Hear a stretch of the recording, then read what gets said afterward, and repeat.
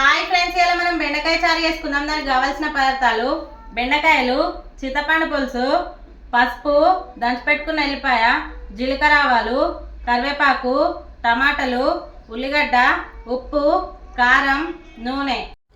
Stove on చేసుకుందాం. గంజి పెట్టుకుందాం. నూనె పోసుకుందాం. జీలకర్ర ఆవాలు వేసుకుందాం. దంచి పెట్టుకున్న ఎల్లిపాయ, కరివేపాకు, ఉల్లిగడ్డలు వేసుకుందాం. ఉప్పు వేసుకుందాం. పసుపు వేసుకుందాం. బెండకాయలు వేసుకుందాం.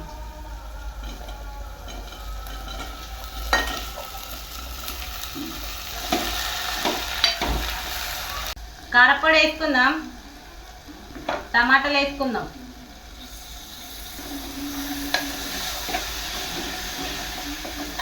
చింతపండు పులుసు పోసుకుందాం. ఇప్పుడు